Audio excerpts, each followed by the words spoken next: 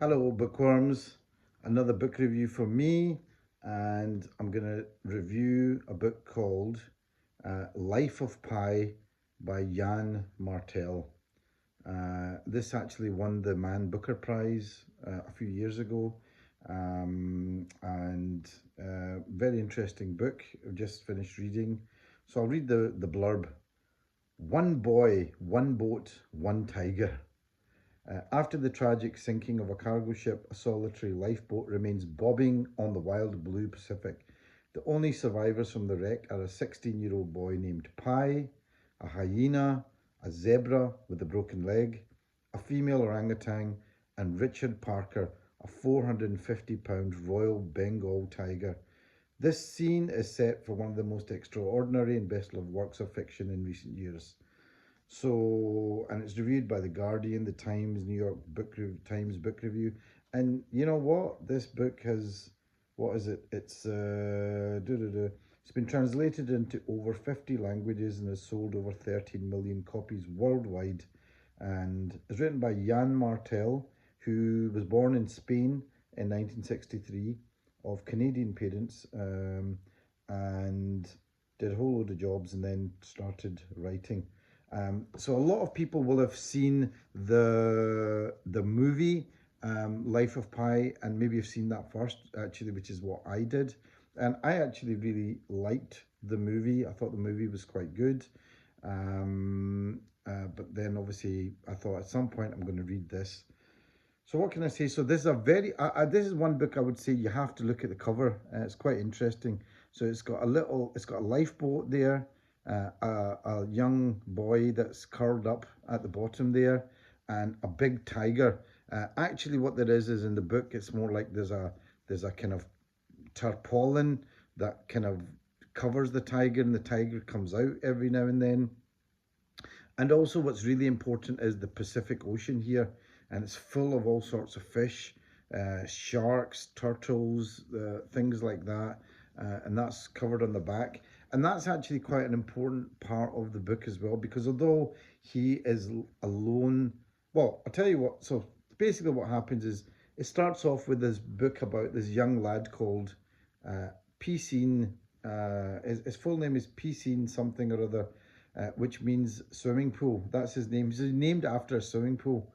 And um, to avoid being bullied at school, he comes out with the clever idea of calling himself Pi. And he goes up and writes on the board pi and what it means, the numerical pi. And everybody forgets about the fact that his nickname is Piscine, and because he don't want to be known by that nickname, by that name, because people are going to say, "Oh, you're pissing," and he's going to be bullied for his name. So he comes up with this idea of calling himself Pi. So the initial story is Pi at home in India, in a place called Pondicherry, and it's significant because Pondicherry is one of the few places in India that was colonized by the French. So loads of places in this place were named um, after with French names, including himself. So he calls himself Piscine. He comes from his name is Piscine. Calls himself Pi. He comes from a Hindu family, and so he's very much schooled in the whole Hindu tradition.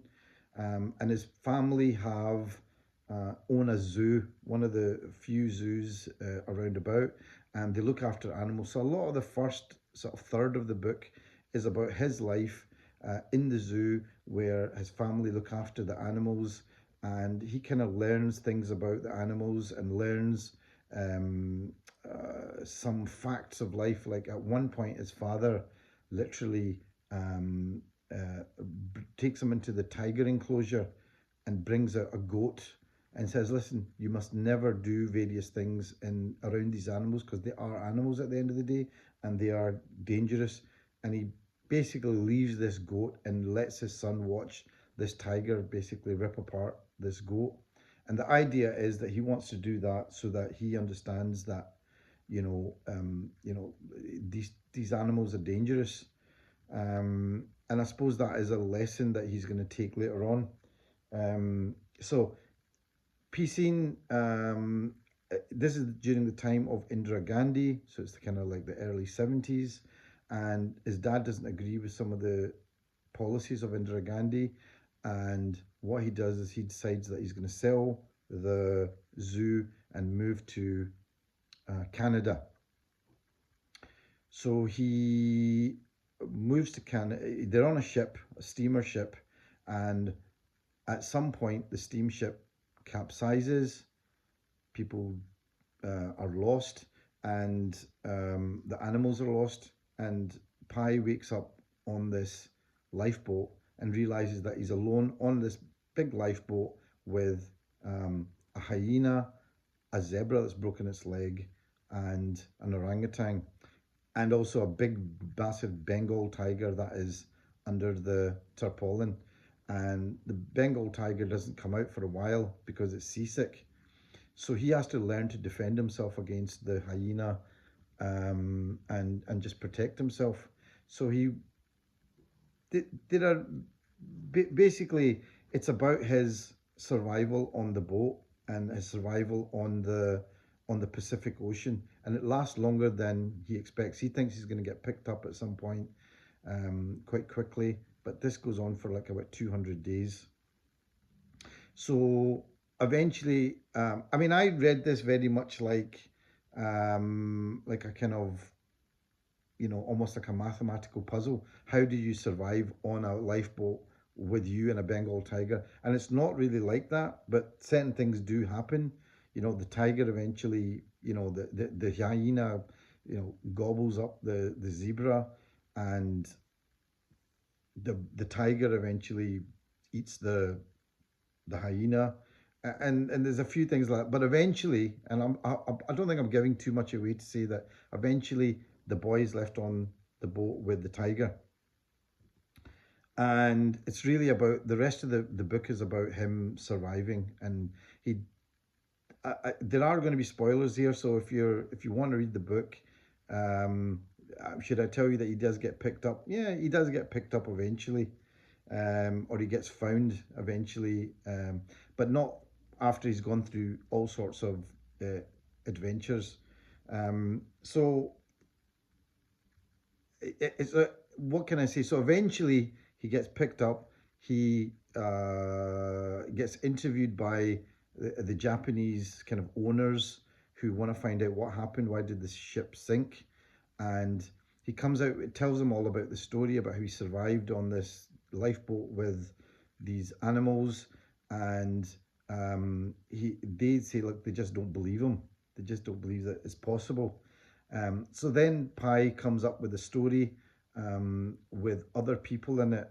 So he says that there was a sailor on it, his mum was on the boat, and there was a cook that was on, and he tells them the story based on that, and they say, okay, but that's more believable. So, and that's how the book sort of ends. So the book makes a big claim. In one of the parts, it says that by the end of it, you'll believe in God.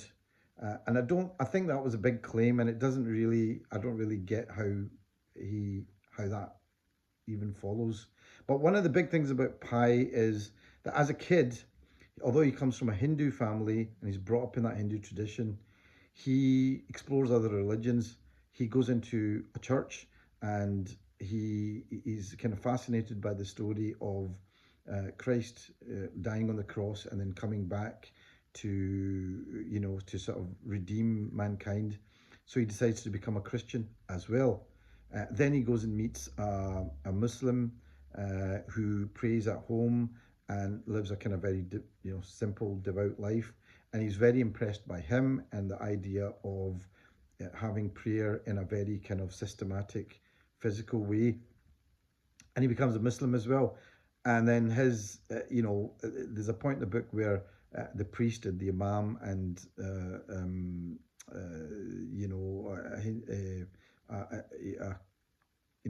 reverend Catholic priest and a Hindu priest come together, and all three of them say, look, you have to pick one religion. And his parents say, you have to pick one religion. He says, why do I have to pick one religion? Why can't I have all three?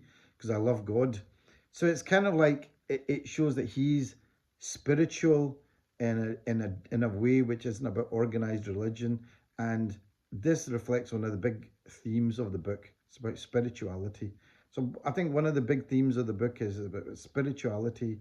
It's about religion, but it's also about the survival of the human spirit and the resilience of the human spirit, and what's more important. And I think also,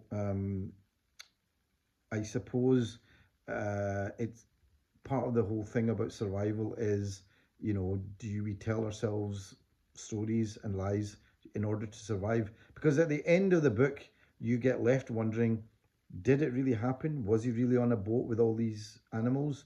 Or was he actually on the boat with these other people? And because of the trauma and people dying, he had to protect himself and create an alternative kind of fantasy that would made it easier to live with. And so at the end of the day, you come back to the point that, um, are these religions actually factually true, and is that even important? Because is what's really important is that it gets us through this trauma called life. And so it doesn't really matter whether they're true or not, and anyone really is okay. And I think that's one of the major themes of the book, because Pi says, look, I just, I want to follow all three of these. And um, he does survive. He is a survivor. He survives this ordeal, and he does it also because of the spirituality that he shows. He religion. These religions do sustain him while he's on the boat. So, okay. So, what can I say about the actual book itself? Um, it was a good book. It does I found his story about being in Pondicherry, being in the zoo. I found it quite interesting. I like that. Engaged with the character.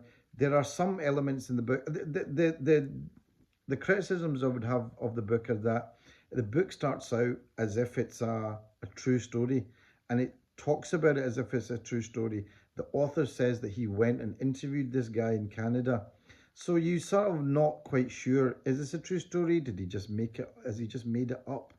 And by the end of the story, there are elements in it where you think, are they just made up? Like, for example, at one point he encounters an island, a strange island where there are loads of um, these marsupial creatures. I've forgotten what they're called now. Um, anyway, the ones that are in the cinema adverts and the car insurance adverts, the little sort of rodent type creatures. Anyway, he encounters an island where all these animals are there, and he can eat the algae, and it tastes quite nice, and it's quite a nice environment. And the tiger can go on and explore the island and eat whatever it wants. And at one point, he finds a tree, and he unwraps some leaves and finds teeth in it. And what he realizes is that this island is an island that will eventually kill him. So that's a kind of, I think, you wonder, was that a real thing, or was that a metaphor for you can live in an environment where you're going to die, but you're comfortable. So he eventually decides to leave this island and get back onto the sea, and actually find find reality. So you're wondering, was that real, or was he on an island, or did he um, was that just a sort of metaphorical device that the author uses to say, now we must get back into real life, and you can be too comfortable, but you're not really living. So there are things like that. You don't know whether he's just made that up. And even at the end, you think, was he actually on the island was he actually on the boat with these animals, or was he on with these other people and was just protecting himself? So that's a part of this book that you're not quite sure. So the author kind of comes and goes. Having said that, yeah, and his time on the boat does go on for ages. He talks about all the things that he finds some food in the boat, and he kind of has to have a lot of discipline, and he has to find a way to stay on the boat. Actually, what he does is he builds a wee raft. So he gets off the boat on a raft so that the tiger can't get at him. But he then also trains the tiger, so he has a whistle, so the tiger sort of has a routine as well. And they survive for about 200 days on this boat.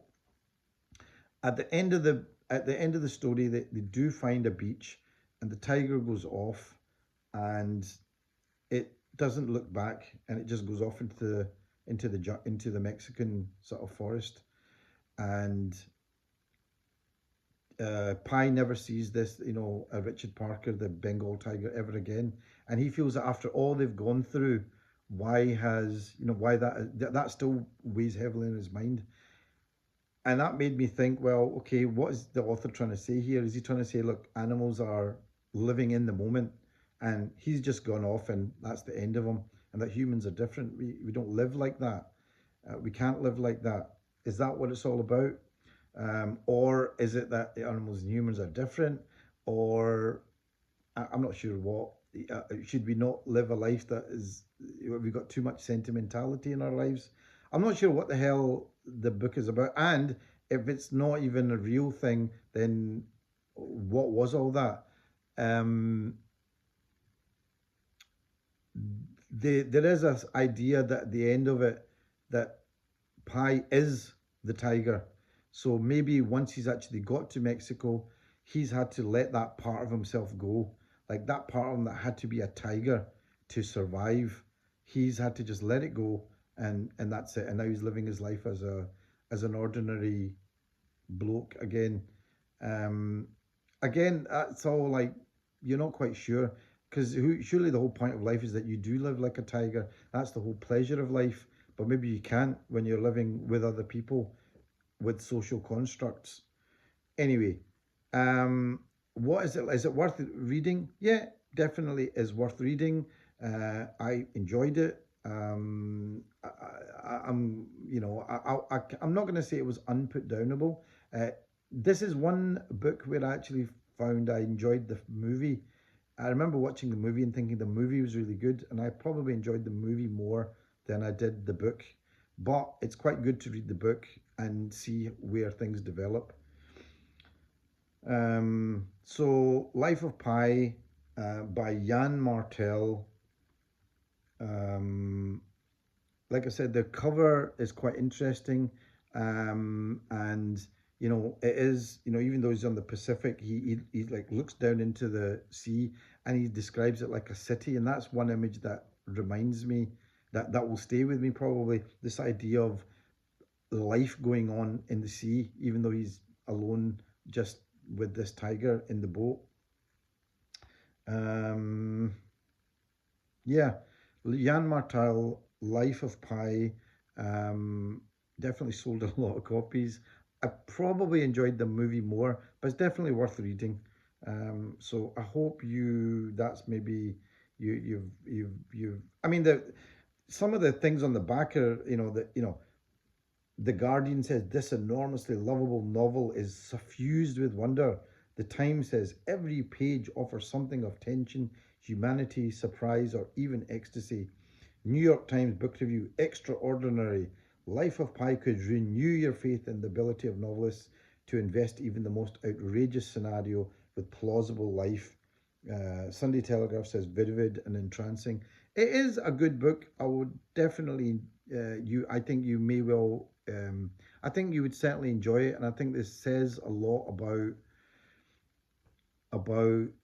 spirituality, the human spirit, um, life. It certainly made me think of times when I thought, appreciating the things that you do have. His life in Pondicherry, surrounded by his parents. He's got his brother with him. He loses all of that.